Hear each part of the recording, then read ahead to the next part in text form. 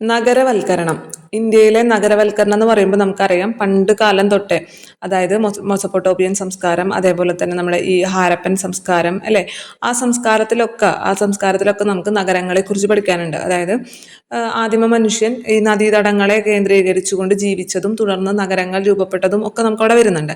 പക്ഷെ അതിനൊക്കെ ശേഷം വരുന്ന ഇതാണ് രണ്ടാം നഗരവൽക്കരണം എന്ന് പറയുന്നത്, രണ്ടാമത്തെ നഗരവൽക്കരണം. ഈ രണ്ടാമത്തെ നഗരവൽക്കരണം എന്ന് ആരംഭിക്കുന്നു എന്ന് ചോദിച്ചു കഴിഞ്ഞാൽ അത് BC 6-ാം നൂറ്റാണ്ടിലാണ് ആരംഭിക്കുന്നത്. രണ്ടാം നഗരവൽക്കരണം BC 6-ാം നൂറ്റാണ്ടിലാണ് ഇന്ത്യയിൽ രണ്ടാം നഗരവൽക്കരണം നടക്കുന്നത്. ഇന്ത്യയിൽ രണ്ടാം നഗരവൽക്കരണം സംഭവിക്കുന്നത് BC 6-ാം നൂറ്റാണ്ട്. BC 6-ാം നൂറ്റാണ്ട് എന്ന് പറഞ്ഞാൽ BC 600 മുതൽ 300 വരെയാണ്. നമുക്കറിയാം ഈ BC പറയുമ്പോൾ നമ്മളത് വർഷങ്ങൾ ഇങ്ങനെ കുറഞ്ഞാണ് പറയാം അല്ലെ. AD പറയുമ്പോഴാണ് വർഷങ്ങൾ കൂടി കൂടി പോകാം. അപ്പൊ BC 600 മുതൽ 300 വരെ, BC 600 മുതൽ 300 വരെയുള്ള കാലഘട്ടത്തിൽ അഥവാ BC 6-ാം നൂറ്റാണ്ടിലാണ് ഗംഗാ സമതലത്തെ കേന്ദ്രീകരിച്ചുകൊണ്ട് ഇന്ത്യയിലെ രണ്ടാമത്തെ നഗരവൽക്കരണം ഉണ്ടാകുന്നത്. ഇന്ത്യയിൽ പ്രധാനമായിട്ടും ഗംഗയാണ് അല്ലെ നദിയുള്ളത്. നദീതടങ്ങളെ കേന്ദ്രീകരിച്ചുകൊണ്ടാണല്ലോ ഈ സംസ്കാരങ്ങളൊക്കെ രൂപം കൊള്ളുന്നത്. അതുകൊണ്ട് തന്നെ ഗംഗാ സമതലത്തിലാണ് ഇന്ത്യയിൽ രണ്ടാം നഗരവൽക്കരണം രൂപം കൊള്ളുന്നത്. ഗംഗാ സമതലത്തിനടുത്തായിട്ടാണ് രൂപം കൊള്ളുന്നത്. ഇനി ഇതിനുണ്ടായ രണ്ടാം നഗരവൽക്കരണത്തിന് കാരണമായി തീർന്നത് എന്താണെന്ന് ചോദിച്ചു കഴിഞ്ഞാൽ അതിന് പ്രധാന കാരണം ഇരുമ്പിന്റെ കണ്ടുപിടുത്തമാണ്. ഇരുമ്പിന്റെ കണ്ടുപിടുത്തമാണ് രണ്ടാം നഗരവൽക്കരണത്തിന് കാരണമായി തീർന്നത്. അപ്പൊ ഇരുമ്പിന്റെ കണ്ടുപിടുത്തം എങ്ങനെയാണ് ഈ രണ്ടാം നഗരവൽക്കരണത്തിന് കാരണമായതെന്ന് വെച്ച് കഴിഞ്ഞാൽ ഈ ഇരുമ്പ് കണ്ടുപിടിച്ചതോടുകൂടി കാടുകൾ വെട്ടി തെളിക്കാനും അതേപോലെ തന്നെ കൃഷി വ്യാപകമാക്കാനും സാധിച്ചു. ഈ ഇരുമ്പില്ലാത്ത സമയത്ത് എന്ന് വെച്ചാൽ നമുക്ക് കാടുകളൊന്നും തന്നെ വെട്ടിത്തെളിക്കാനോ നല്ല മൂർച്ചയുള്ള ആയുധങ്ങളൊന്നും ഉണ്ടാവില്ല അല്ലെ. അപ്പൊ കാടുകൾ വെട്ടിത്തെളിക്കാനോ അല്ലെ കൃഷിക്ക് ഇപ്പൊ കുഴിയെടുക്കാനോ മറ്റാവശ്യങ്ങൾക്കൊന്നും തന്നെ ഉപകരണങ്ങളില്ല. പക്ഷെ ഇരുമ്പ് കണ്ടുപിടിച്ചതോടുകൂടി അങ്ങനെയല്ല, പലതരത്തിലുള്ള ആയുധങ്ങൾ ഉണ്ടാക്കാൻ തുടങ്ങി, കാടുകൾ വെട്ടിത്തെളിച്ച് കൃഷി ചെയ്യാൻ തുടങ്ങി. അപ്പൊ കൃഷി വലിയ രീതിയിൽ വ്യാപിക്കാണ് ഉണ്ടായത്. അപ്പൊ കൃഷി വലിയ രീതിയിൽ വ്യാപിക്കുമ്പോൾ കാർഷിക ഉൽപാദനവും കൂടും. കാർഷിക ഉൽപാദനം കൂടുമ്പോൾ എന്താണ്, നമ്മളത് സംഭരിക്കാനും വിൽക്കാനും തുടങ്ങും അല്ലെ, കൈമാറ്റം ചെയ്യപ്പെടാനും. ഇന്നത്തെ പോലെ നമ്മൾ പണം നൽകിയിട്ടല്ല പരസ്പരം വസ്തുക്കൾ വെച്ച് കൈമാറുന്ന ഒരു രീതി, ബാർട്ടർ സമ്പ്രദായം എന്നൊക്കെ നമ്മൾ പറയും. ആ രീതിയിൽ കൈമാറാനും ആളുകൾ കൂടുതൽ ഒരു സ്ഥലത്തെ കേന്ദ്രീകരിച്ചുകൊണ്ട് ജീവിക്കാനൊക്കെ തുടങ്ങി. അങ്ങനെ രണ്ടാം നഗരവൽക്കരണത്തിന് കാരണമായി തീർന്നത് ഇരുമ്പിന്റെ കണ്ടുപിടുത്തമാണെന്ന് നമുക്ക് പറയാൻ സാധിക്കും. അങ്ങനെ ഇരുമ്പിന്റെ കണ്ടുപിടുത്തത്തോടു കൂടി ആളുകൾ കൂടുതൽ കൃഷി ചെയ്യാൻ തുടങ്ങി. ഈ കൃഷി ചെയ്യുന്നവരെല്ലാവരും കൂട്ടം കൂടി താമസിക്കാനും ഇവര് മിച്ചം വരുന്ന വസ്തുക്കൾ പരസ്പരം കൈമാറാനൊക്കെ തുടങ്ങി. ഇങ്ങനെയാണ് ആ സമയത്ത് ജനപദങ്ങൾ രൂപം കൊള്ളുന്നത്. ജനപദം എന്ന് വെച്ചാൽ ഓരോ കൂട്ടങ്ങൾ, ജനങ്ങളുടെ ഓരോ കൂട്ടങ്ങളാണല്ലോ ജനപദങ്ങൾ എന്ന് പറയുന്നത്. ഇങ്ങനെ ജനപദങ്ങൾ തമ്മിൽ കൂട്ടം കൂടി ജീവിക്കാൻ തുടങ്ങി. അതുമായി ബന്ധപ്പെട്ടവർക്ക് കൃഷിയും അതുപോലെ തന്നെ കന്നുകാലി വളർത്തലൊക്കെ ഇവർ ചെയ്തിരുന്നു. പിന്നെന്താണ്, ഈ ജനപദങ്ങൾ തമ്മിൽ പലപ്പോഴും ഏറ്റുമുട്ടൽ ഉണ്ടാവില്ലേ. മനുഷ്യരാണല്ലോ, ഇന്നത്തെ മനുഷ്യനും അന്നത്തെ മനുഷ്യരും സ്വഭാവം കൊണ്ടൊക്കെ ഏകദേശം സിമിലർ തന്നെയാണെന്ന് പറയാം. അപ്പൊ ഇവര് ജനപദങ്ങൾ തമ്മിൽ ഏറ്റുമുട്ടലുകൾ പലതിനും വേണ്ടിയിട്ട് പല തർക്കങ്ങൾ മൂലം, അല്ലെങ്കിൽ ഇവരെ കയ്യിലുള്ള ഈ കന്നുകാലികളെയും മറ്റ് കൃഷിസ്ഥലങ്ങളൊക്കെ പിടിച്ചെടുക്കാൻ വേണ്ടിയിട്ടൊക്കെ ഏറ്റുമുട്ടലുകൾ ഉണ്ടായി. അങ്ങനെ ഈ ജനപദങ്ങൾ കൂടിച്ചേർന്നുകൊണ്ട് മഹാജനപദങ്ങൾ രൂപം കൊണ്ടു. അങ്ങനെ ഈ രണ്ടാം നഗരവൽക്കരണത്തിന്റെ സമയത്ത് 16 മഹാജനപദങ്ങളാണ് ഇന്ത്യയിൽ രൂപം കൊണ്ടത്. എത്ര ജനപദങ്ങളാണ്? 16 മഹാജനപദങ്ങളാണ് ഇന്ത്യയിൽ രൂപം കൊണ്ടത്. അപ്പൊ ഇത്രയും കാര്യങ്ങളൊന്ന് ഓർത്തു നോക്കാം. ഇന്ത്യയിലെ രണ്ടാമത്തെ നഗരവൽക്കരണം ഏത് കാലഘട്ടത്തിലായിരുന്നു? BC 600 മുതൽ 300 വരെ, BC 600 മുതൽ 300 വരെയുള്ള കാലഘട്ടത്തിൽ അഥവാ BC 6-ാം നൂറ്റാണ്ടിലാണ് ഗംഗാ സമതലത്തെ കേന്ദ്രീകരിച്ചുകൊണ്ട് ഇന്ത്യയിലെ രണ്ടാമത്തെ നഗരവൽക്കരണം ഉണ്ടാകുന്നത്. ഗംഗാ സമതലത്തെ കേന്ദ്രീകരിച്ചുകൊണ്ടാണ് രണ്ടാം നഗരവൽക്കരണം ഉണ്ടായത്. ഇനി എന്താണ് ഇതിനുള്ള പെട്ടെന്നുള്ള കാരണം, അല്ലെങ്കിൽ എന്തുകൊണ്ടാണ് ഇങ്ങനെ ഒരു രണ്ടാമത്തെ നഗരവൽക്കരണം ഉണ്ടായത് എന്ന് ചോദിച്ചു കഴിഞ്ഞാൽ ഇരുമ്പിന്റെ കണ്ടുപിടുത്തമാണ്. ഇരുമ്പിന്റെ കണ്ടുപിടുത്തവും തുടർന്ന് കൃഷി വ്യാപിച്ചു അല്ലെ. ഇതുമായി ബന്ധപ്പെട്ടാണ് രണ്ടാമത്തെ നഗരവൽക്കരണം ഉണ്ടാകുന്നത്. തുടർന്ന് 16 മഹാജനപദങ്ങൾ ഇന്ത്യയിൽ രൂപം കൊണ്ടു എന്ന് നമുക്ക് പറയാൻ സാധിക്കും. ഇനി ഇത്തരത്തിൽ നമ്മൾ പറഞ്ഞു കൃഷിയുമായി ബന്ധപ്പെട്ട് നഗരങ്ങൾ രൂപം കൊണ്ടു എന്ന് പറഞ്ഞു. കൃഷിയുമായി ബന്ധപ്പെട്ട് മാത്രമല്ല, മറ്റ് പല കാരണങ്ങളും ഈ നഗരങ്ങൾ രൂപം കൊള്ളുന്നതിന് കാരണമാവും. അതായത് ഇപ്പൊ നമുക്കറിയാം പണ്ട് ഈ രാജവംശങ്ങൾ ഉണ്ടായിരുന്നു അല്ലെ. രാജവംശങ്ങൾ ഉണ്ടാകുമ്പോൾ ആ രാജാക്കന്മാർക്ക് ഒരു തലസ്ഥാനം ഉണ്ടാവും ഇല്ലേ. നമ്മൾ പലതരത്തിലുള്ള രാജവംശങ്ങൾ, ഇപ്പൊ മഗധ ഒക്കെ പഠിച്ചിട്ടുണ്ട്. മഗധ എന്ന് പറയുമ്പോൾ മഗധയ്ക്ക് ഒരു തലസ്ഥാനമുണ്ട്, രാജഗൃഹ എന്നുള്ളത്. അതേപോലെ തന്നെ ഇപ്പൊ പാഞ്ചാല എന്ന് പറഞ്ഞാൽ അതിന് അഭിഛത്ര. അതേപോലെ കുരു രാജവംശം, കുരു രാജവംശത്തിന് ഹസ്തിനപുരി. ഇത്തരത്തിൽ ഓരോ രാജവംശങ്ങൾക്കും ഒരു തലസ്ഥാനം ഉണ്ടാവും, അല്ലെങ്കിൽ അല്ലെ തലസ്ഥാനം ഉണ്ടാകും. അപ്പൊ ഈ തലസ്ഥാനമുള്ള സ്ഥലത്തായിരിക്കും നമ്മുടെ രാജാക്കന്മാർ അധിവസിക്കുന്നതും അതുമായി ബന്ധപ്പെട്ട് ഈ രാജാക്കന്മാർക്ക് വേണ്ട വസ്തുക്കളൊക്കെ ഉണ്ടാക്കുന്നതും അത് വിപണനം ചെയ്യുന്നതും ഈ കൊട്ടാരത്തിലേക്ക് ആവശ്യമുള്ള സാധനങ്ങൾ ഉണ്ടാക്കുന്നതൊക്കെ ആയിട്ട് ബന്ധപ്പെട്ട് ഒരുപാട് വാണിജ്യ കേന്ദ്രങ്ങൾ അല്ലെ, ഒരുപാട് വ്യവസായ സംരംഭങ്ങളൊക്കെ ഉണ്ടാകും. അതുമായി ബന്ധപ്പെട്ട് കൂടുതൽ ആളുകൾ അവിടേക്ക് എത്തും, വ്യാപാരത്തിന് വേണ്ടി കൂടുതൽ ആളുകൾ അവിടേക്ക് എത്തും, കൂടുതൽ ആളുകൾ ആ സ്ഥലങ്ങളിൽ വന്ന് താമസിക്കാൻ തുടങ്ങും ഈ വ്യാപാരമൊക്കെ നടത്താൻ എളുപ്പത്തിന് വേണ്ടി. അപ്പൊ ഈ തലസ്ഥാനങ്ങളെ കേന്ദ്രീകരിച്ചുകൊണ്ടും നഗരങ്ങൾ രൂപം കൊള്ളും ഇല്ലേ. നമുക്കറിയാലോ തലസ്ഥാനങ്ങൾ, ഇപ്പൊ നമ്മൾ ഡൽഹി നമ്മുടെ ക്യാപിറ്റൽ ആണെന്നറിയാം. അതുകൊണ്ട് തന്നെയാണ് ഡൽഹി ഇത്ര അധികം പെട്ടെന്ന് ഏറ്റവും കൂടുതൽ നമ്മുടെ ഇന്ത്യയിൽ ഏറ്റവും കൂടുതൽ നഗരമാകുന്നത്, അല്ലെങ്കിൽ നഗരമാകുന്ന തോത് നോക്കുകയാണെങ്കിൽ ഏറ്റവും കൂടുതലുള്ള ഒരു കേന്ദ്രഭരണ പ്രദേശമാണ് ഡൽഹി. കാരണം എന്താണ്, ഡൽഹി എന്ന് പറയുന്നത് ഇന്ത്യയുടെ ക്യാപിറ്റൽ ആണ്, അത് തന്നെയാണ് അതിനുള്ള കാരണം. അപ്പൊ ഇതേപോലെ തന്നെ നമ്മുടെ ഈ രാജാക്കന്മാരുടെ തലസ്ഥാനങ്ങൾ ആ ഭാഗങ്ങളെ കേന്ദ്രീകരിച്ചുകൊണ്ട് പെട്ടെന്ന് തന്നെ നഗരങ്ങൾ രൂപം കൊള്ളും. അപ്പൊ ഒന്നാമത്തെ ഒരു റീസൺ ആയിട്ട് നമുക്ക് പറയാം തലസ്ഥാനങ്ങളെ കേന്ദ്രീകരിച്ചുകൊണ്ട് നഗരങ്ങൾ ഉണ്ടാകുന്നുണ്ടെന്ന് പറയാം.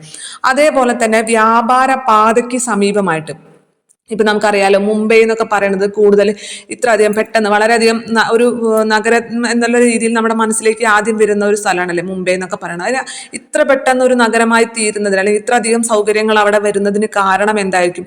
കാരണം വ്യാപാര പാത തന്നെയാണ് അല്ലെ, വ്യാപാര പാത. അപ്പൊ വ്യാപാര പാതയുമായി ബന്ധപ്പെട്ട് പെട്ടെന്ന് തന്നെ നഗരങ്ങൾ രൂപം കൊള്ളാൻ ചാൻസ് ഉണ്ട്. ഇപ്പൊ വ്യാപാര പാതയ്ക്ക് അടുത്തുള്ള സ്ഥലങ്ങളിലൊക്കെ എന്ത് സംഭവിക്കും? നഗരങ്ങൾ രൂപം കൊള്ളും. അതേപോലെ തന്നെ ഈ ആത്മീയ കേന്ദ്രങ്ങളുണ്ട്, ആത്മീയ കേന്ദ്രങ്ങൾ. ഇപ്പൊ നമുക്കറിയുന്നതാണ്, ഇപ്പൊ ഇവിടെ രാമക്ഷേത്രം വന്നു അയോധ്യയിൽ. അപ്പൊ അതുമായി ബന്ധപ്പെട്ട് ആ ഭാഗത്ത് പെട്ടെന്ന് തന്നെയാണ് പുരോഗതി ഉണ്ടായത് അല്ലേ. അതേപോലെ തന്നെയാണ് പല ക്ഷേത്രങ്ങളും ഇപ്പൊ ഇന്നുള്ളതല്ല, പണ്ട് കാലത്ത്. ഇത് നമ്മ ഇപ്പോഴത്തെ കാലത്തല്ല പറയുന്നത്, പഴയ കാലത്തെയാണ് പറയുന്നത്.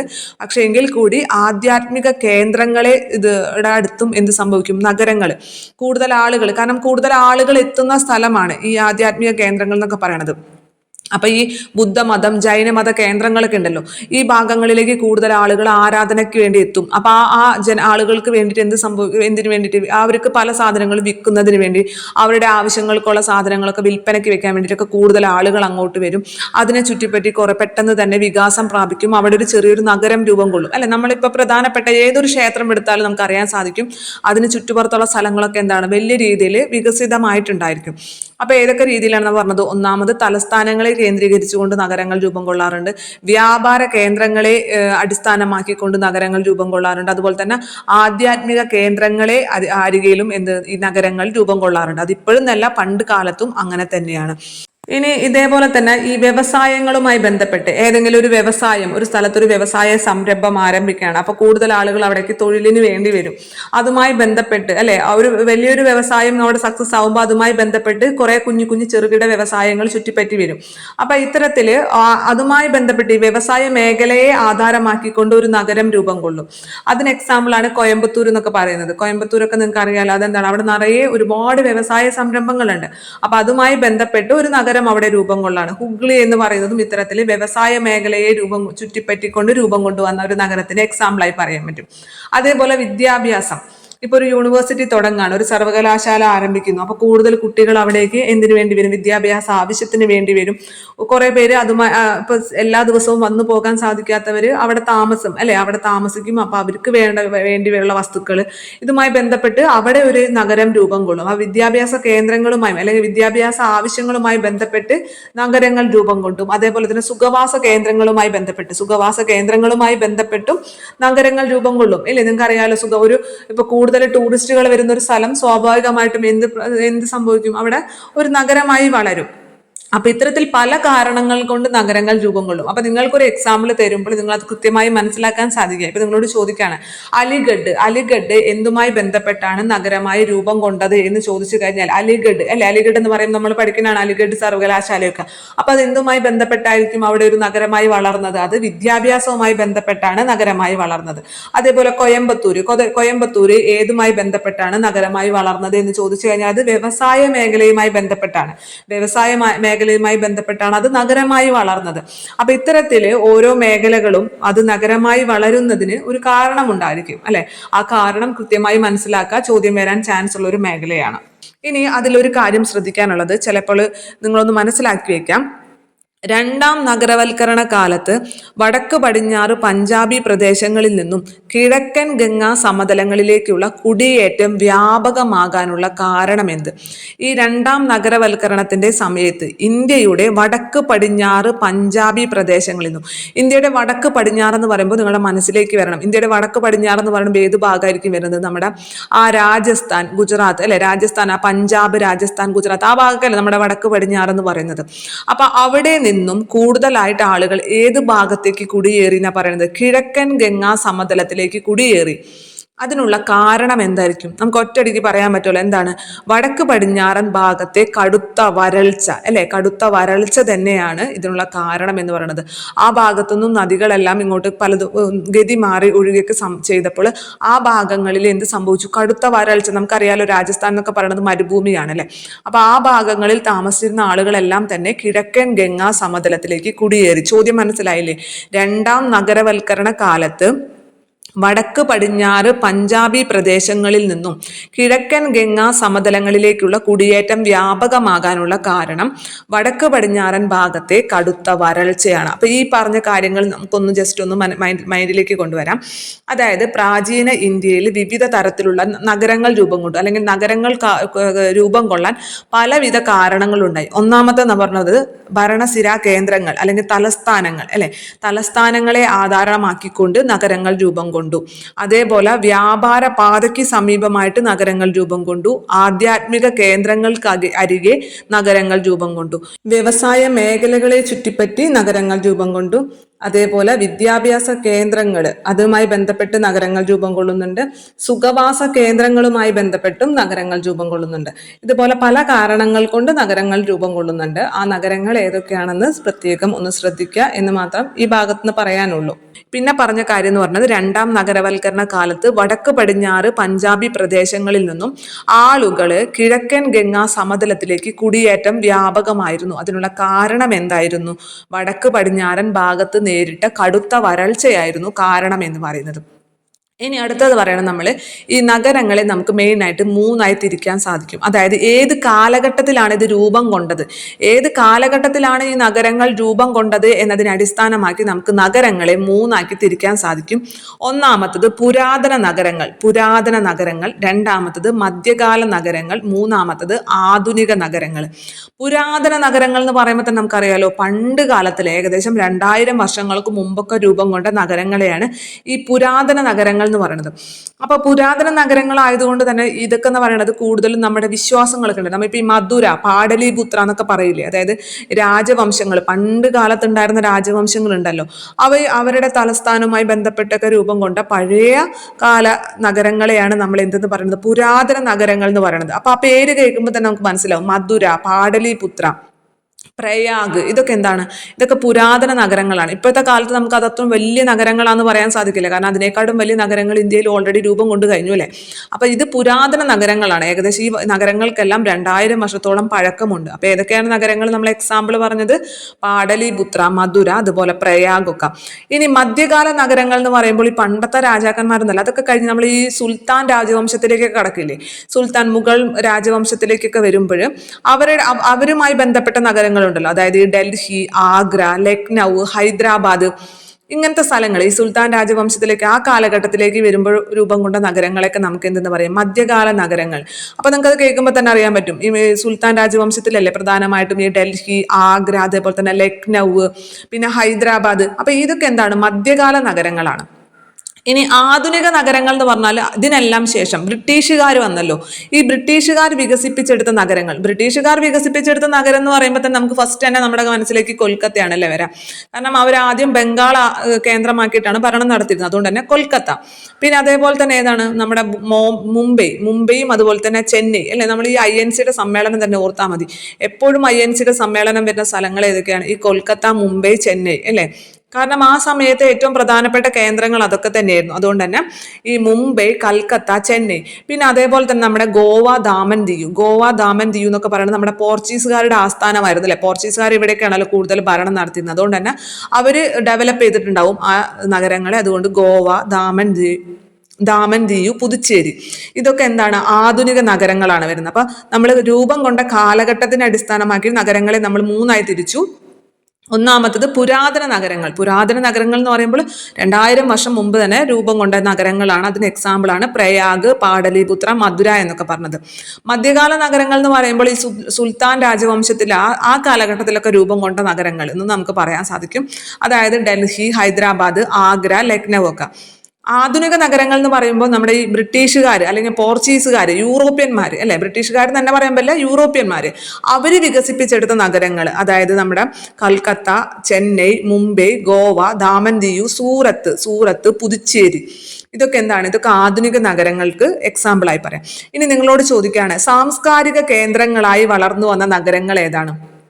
സാംസ്കാരിക കേന്ദ്രങ്ങളായിട്ട് വളർന്നു വന്ന നഗരങ്ങൾ ഏതാന്ന് ചോദിച്ചു കഴിഞ്ഞാൽ പുരാതന നഗരങ്ങളാണോ, മധ്യകാല നഗരങ്ങളാണോ, ആധുനിക നഗരങ്ങളാണോ സാംസ്കാരിക കേന്ദ്രങ്ങളായിട്ട് വളർന്നു വന്നത്? നമുക്ക് ഉറപ്പ് പറയാൻ പറ്റില്ലേ ഏതാണ്? പുരാതന നഗരങ്ങളാണ്. പുരാതന നഗരങ്ങളാണ് സാംസ്കാരിക കേന്ദ്രങ്ങളായിട്ട് വളർന്നു വന്ന നഗരങ്ങൾ എന്ന് പറയുന്നത്.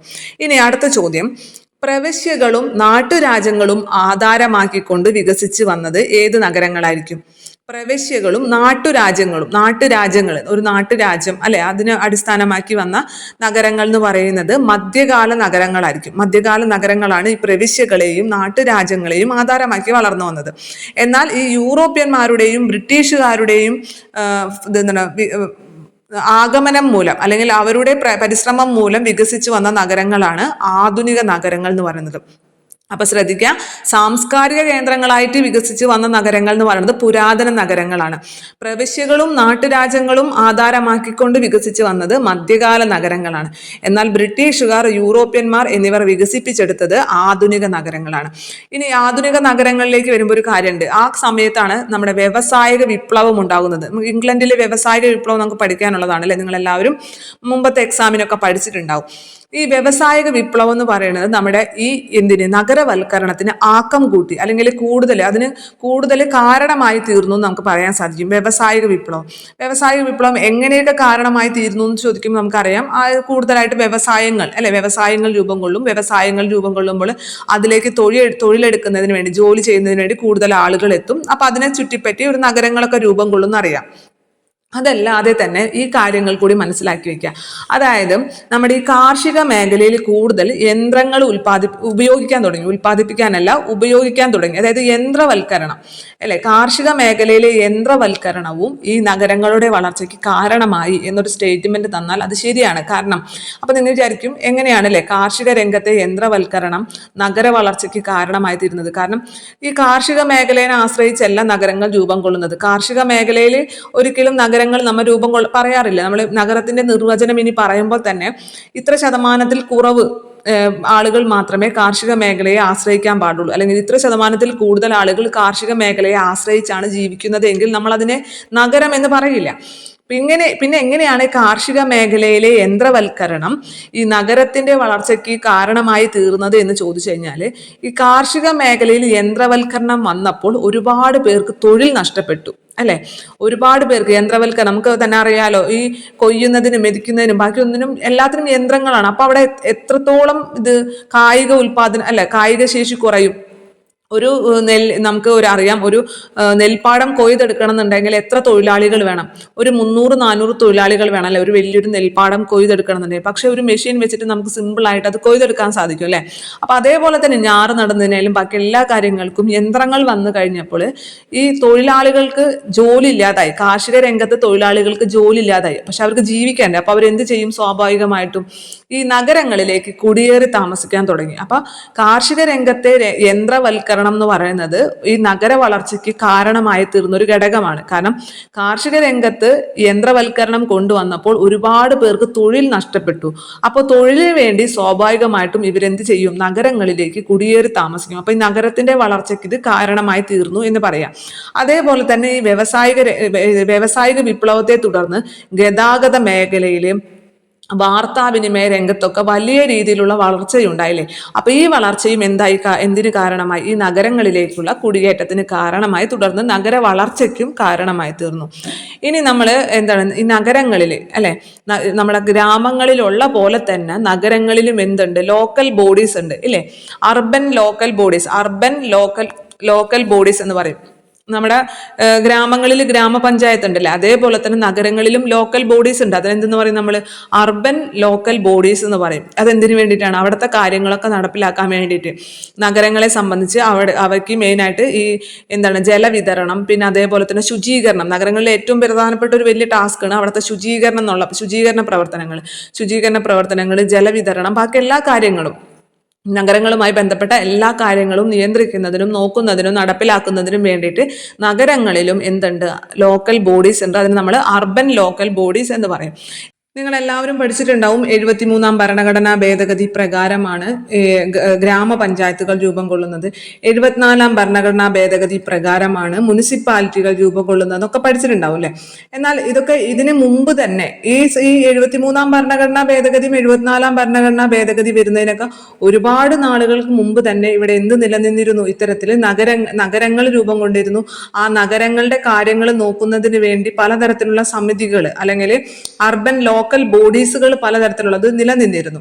ഈ മൗര്യ സാമ്രാജ്യത്തിൽ തന്നെ ഈ നഗരങ്ങളെ നോക്കുന്നതിന്, നഗരങ്ങളിലെ കാര്യങ്ങൾ കൊണ്ടു നടക്കുന്നതിനൊക്കെ വേണ്ടിയിട്ട് 5 അംഗങ്ങൾ ഉൾപ്പെടുന്ന 6 സമിതികൾ തന്നെ ഉണ്ടായിരുന്നു. അപ്പൊ ഇപ്പോൾ നമ്മളുടെ ഈ 73-ാം ഭരണഘടനാ ഭേദഗതി എന്നൊക്കെ വന്നു എന്ന് പറയുന്നത് ഏത് കാലഘട്ടത്തിലാണ്? 1992 അല്ലെ, ആ സമയത്താണ്. പക്ഷെ ഇതിനൊക്കെ ഒരുപാട് നാൾ മുമ്പ് തന്നെ, ഈ മൗര്യ സാമ്രാജ്യ കാലഘട്ടത്തിലൊക്കെ തന്നെ ഈ നഗരങ്ങളുടെ പരിപാലനത്തിന് വേണ്ടിയിട്ട് അല്ലെങ്കിൽ അവിടുത്തെ ഈ ഇത്തരത്തിലുള്ള ശുചീകരണ പ്രവർത്തനങ്ങൾക്കും ജലവിതരണത്തിനും ബാക്കി എല്ലാ മാനേജ്മെന്റിനും വേണ്ടിയിട്ടും നിയമങ്ങളുടെ നടത്തിപ്പിന് വേണ്ടിയിട്ട് നീതി നിർവഹണത്തിന് വേണ്ടിയിട്ട് എല്ലാ കാര്യങ്ങൾക്കും വേണ്ടി അവിടുത്തെ നികുതി പിരിവിന് വേണ്ടിയിട്ടെല്ലാം തന്നെ ഇത്തരത്തിലുള്ള അർബൻ ലോക്കൽ ബോഡീസ് ഉണ്ടായിരുന്നു. അതാണ് മൗര്യ സാമ്രാജ്യത്തിലെ 5 അംഗങ്ങൾ ഉൾപ്പെടുന്ന 6 സമിതികൾ ഉണ്ടായിരുന്നു എന്ന് പറയുന്നത്. ഇനി അതിനൊക്കെ ശേഷം നമ്മുടെ മുഗൾ രാജവംശം വരും അല്ലെ. മുഗൾ സാമ്രാജ്യത്തിന്റെ കാര്യത്തിലേക്ക് വരുമ്പോൾ ഈ നഗരങ്ങളിലെ മേൽനോട്ടം നടത്താൻ വേണ്ടിയിട്ട് കോട്വാൾ സ്പെല്ലിംഗ് ശ്രദ്ധിക്കുക, KOTWAL, കോട്വാൾ എന്ന് വായിക്കും. കോട്വാൾ KOTWAL